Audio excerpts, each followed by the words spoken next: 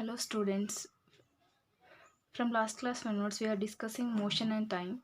So in last class we already discussed what is motion. A body changes its position with respect to surroundings, then it is said to be in motion.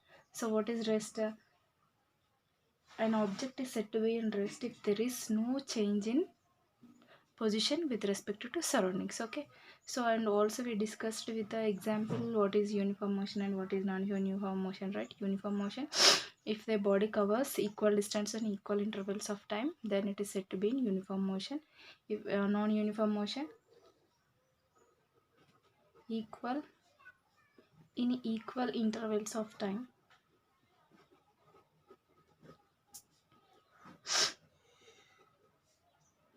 it covers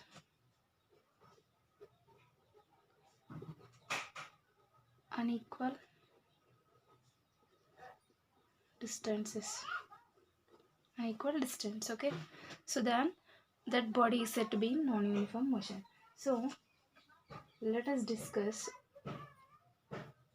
When we discussed what is motion and rest, it is also important to be aware that there exist different types of motions, okay? And each type is dependent on the particular situation, okay? So based on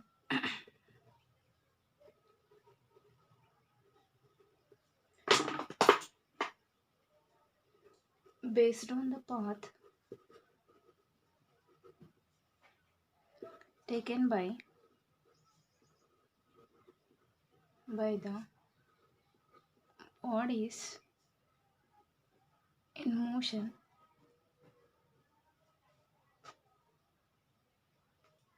we classify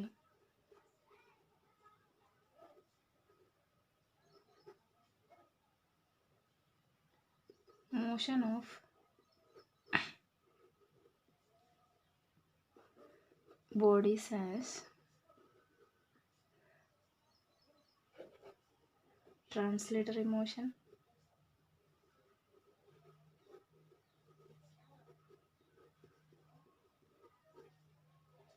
rotatory motion,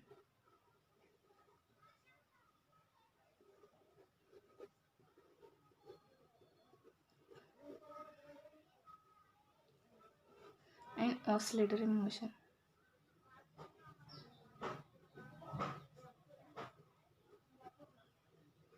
Okay, again in translatory motion two types are there, that is rectilinear motion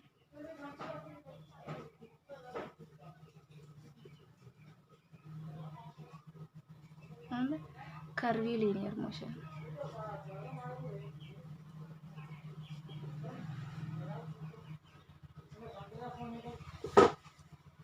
So what is rectilinear motion? First we'll discuss about what is translatory motion. Okay, let us start with the translatory motion.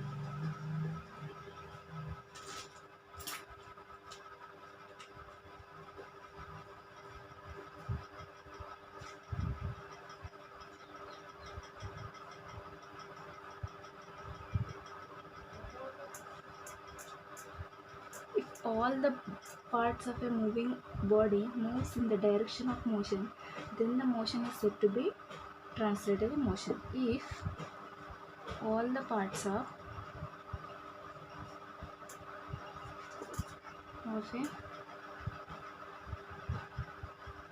a moving body moves in the direction of motion, then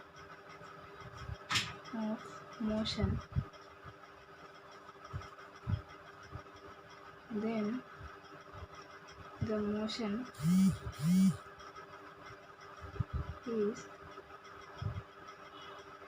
is said to be translatory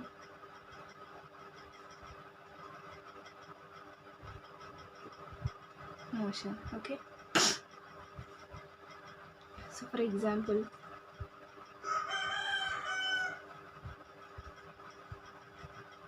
you sat in a bus, okay, so which is moving in the forward direction. Let us say forward direction means towards my right. Okay, so you sat in a bus. it is moving in this direction. Okay, so let us imagine this is a bus. Okay, so what happens, suppose you sat in the bus. So if the bus is moving in this direction, means the bus headlight, bus tires, everything will moves in this direction only, right? Then this bus is said to be in translator motion. All the vehicles, if a vehicle is moving in this direction, then the headlights, then the tires, then the body of the bus, all are moving in the same direction, right? Direction of the motion, right? Then this is said to be in translatory motion. Not only bus, all the vehicles will move in the direction of motion, right? All the parts also move in the direction of motion, right? So all the vehicles are said to be in translatory motion. Okay, so in translatory motion, again two types we said, right? So what is rectilinear motion?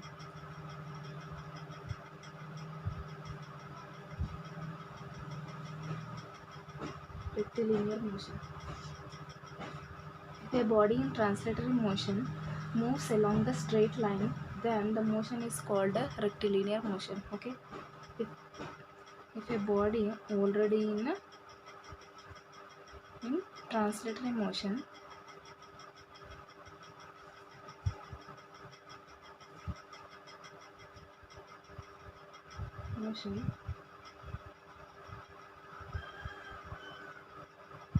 moves in a straight line path,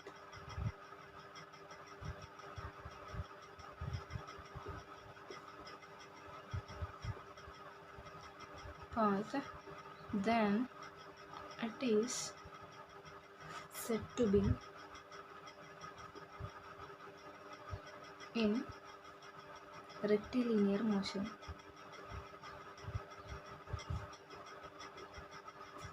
You know already very well, right, about straight line path and curved path.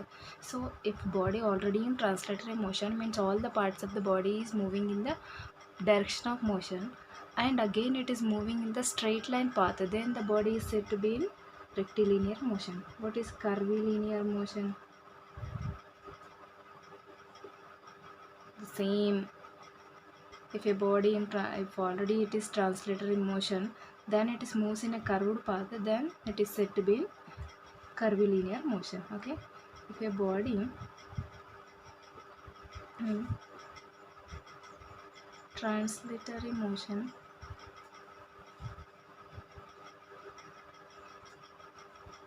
moving or moves in curved path, then it is said to be in curvilinear motion.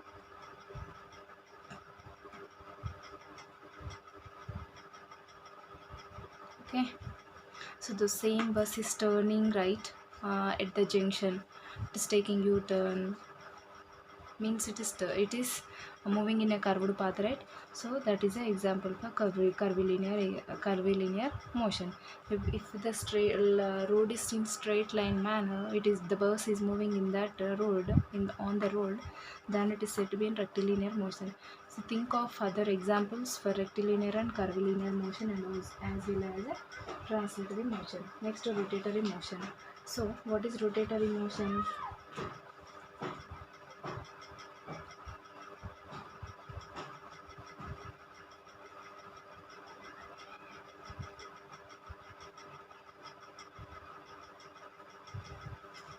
So means that the motion of all the particles of a moving body follows a circular path with respect to a fixed center than or axis of rotation, then it is said to be rotatory motion. Okay, so motion of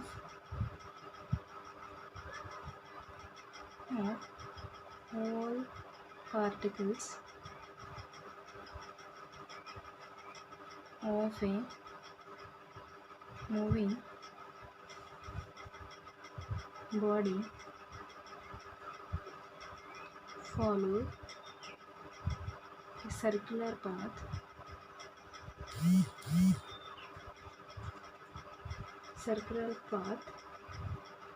with respect to a fixed path. a fixed center or fixed axis. Okay, so suppose let us take a fan example. So let us let us see one more time the definition. Motion of all the particles. Suppose if a body is moving in a circular path, all the particles of the moving body also follow the same circular path, then to a fixed center, with a fixed center, then or fixed axis is said to be in rotatory motion. Let us consider a ceiling fan. Let us examine the motion of blades of a ceiling fan. Okay, so what happens? So let us consider this is a ceiling fan. Okay, this is a blade. One blade, I'm taking one blade. On this blade I'm taking A and B points. If it moves, what happens? It the position of these two particles A1 and B1 here, and again I'm taking one more position, then A2, B2. Okay, so let us consider this is a fan, ceiling fan. So I'm taking two particles on a one body A and B. If they move, these blades of the fan moves, right? The center is at it is a fixed point or fixed position. So these blades will move only. So these points A and B will come next later say 5 seconds. These two particles come here, A1 and B1. Next 5 seconds A2 and B2. Okay. So when the blades of a fan is in motion, the points A and B on the blade moves to A1 and A2 first, then after A2 and B2. Each point on the blade moves in a circular path, right, around the center. Yes or no? Around the center. Each particle of the blade is moving or not in circular path. Yes or no?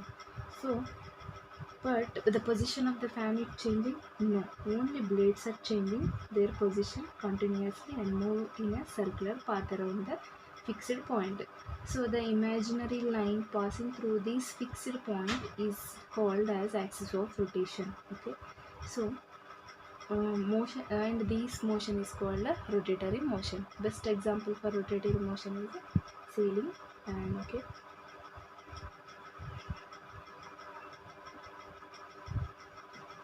okay, so this is about a rotatory motion. Next, oscillatory motion.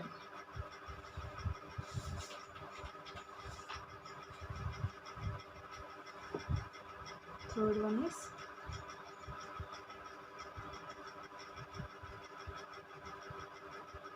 understood, right? What is rotatory motion? All the particles of a moving object moves in a circular path, then it is said to be in rotatory motion. What is oscillatory motion? The to and fro motion of an object around about a fixed point always follows the same path is called oscillatory motion. For rotating motion, you think of other examples. Okay, spinning wheel, yes or no?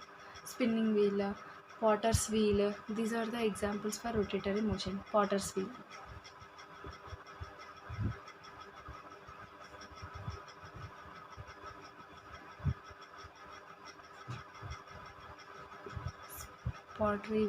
Potter's wheel, and spinning wheel are examples for rotatory motion. The to and fro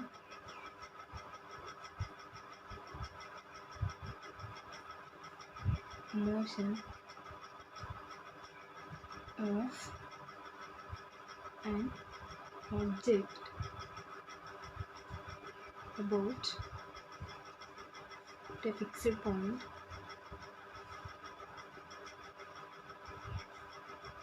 always following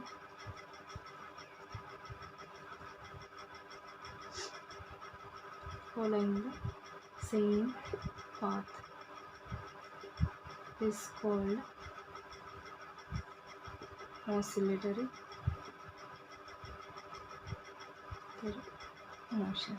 Okay, you know very well about sing, right? What happens? It moves.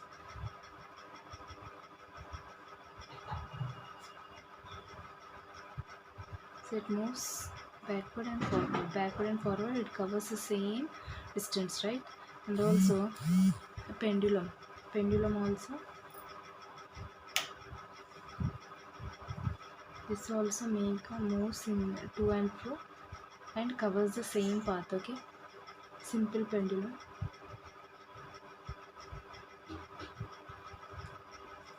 And also sing. These are the two examples for oscillatory motion. Okay. So next, in this lesson from starting onwards, we are discussing about motion and rest, how the objects move and all, right? So how can we decide an object is moving in with this, whether it is moving fast or slow? Okay.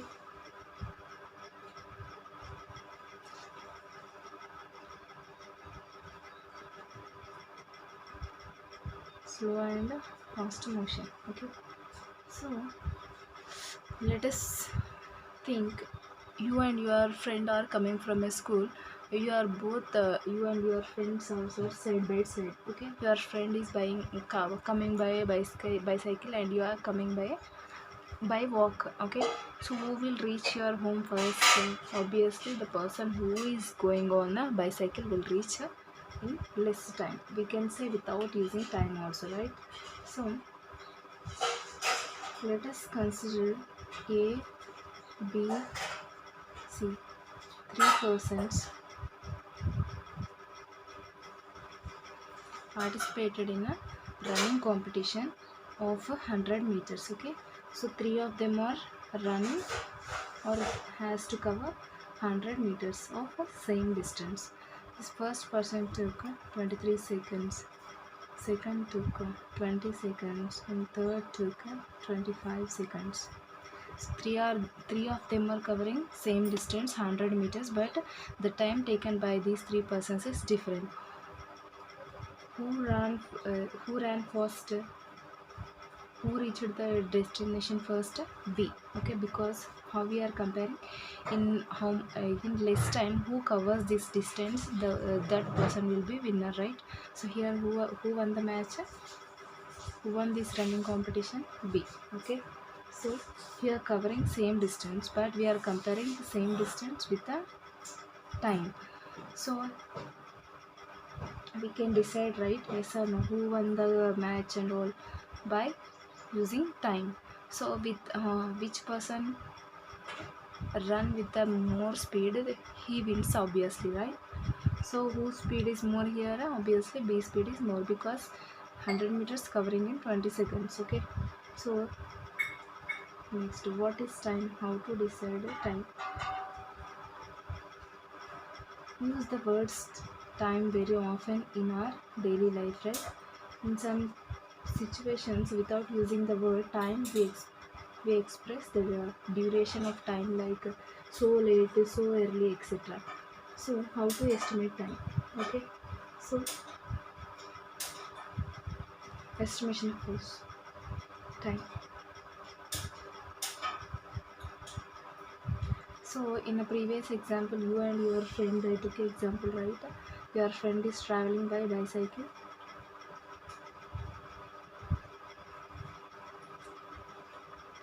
and you are traveling by walk. Okay, who will reach first means we obviously tell the person who is traveling by this bicycle, he will go fast, he'll reach his home very fast. Okay, so if I ask you to find what time exactly, how much time exactly you and your friend took, means you have to use a watch or a clock, right? Yes or no? So nowadays we are using different instruments like electronic clocks, digital clocks, quartz clocks, etc. to measure time. Yes or no? So even stopwatch also. Okay.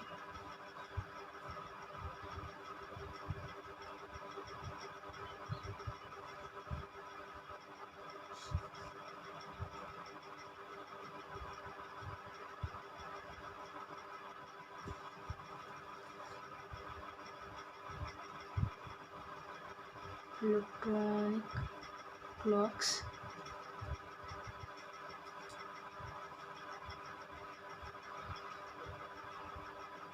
digital clocks,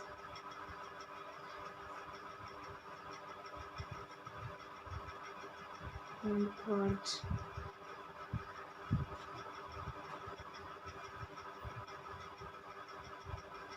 etc.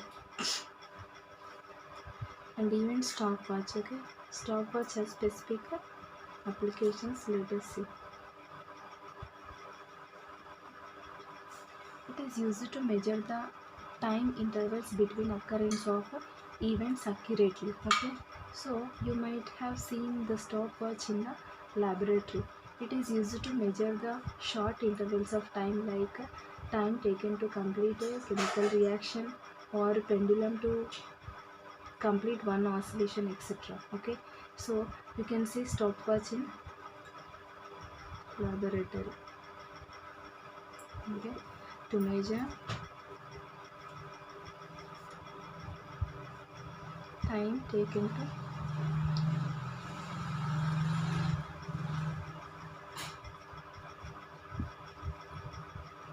complete a chemical reaction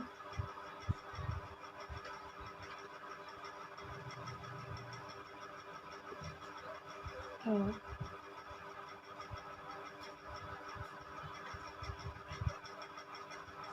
time taken for completion of one oscillation by simple pendulum.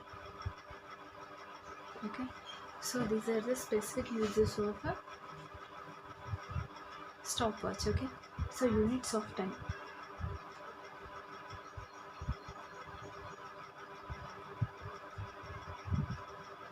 Basic units of time is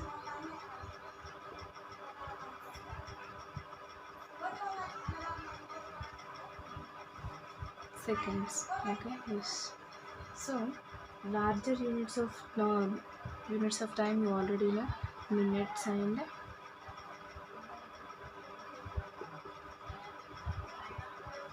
hours.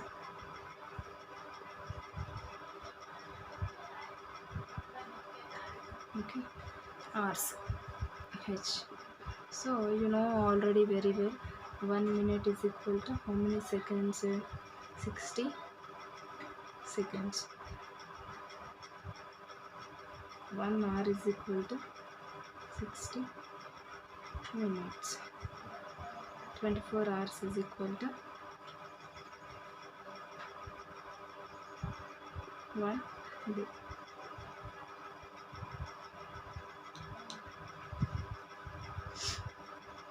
365 days is equal to 1 year. Okay, and 10 years is equal to 1 decade. 10 decades is equal to 1 century. 1 century. So 10 centuries is equal to 10 millennium.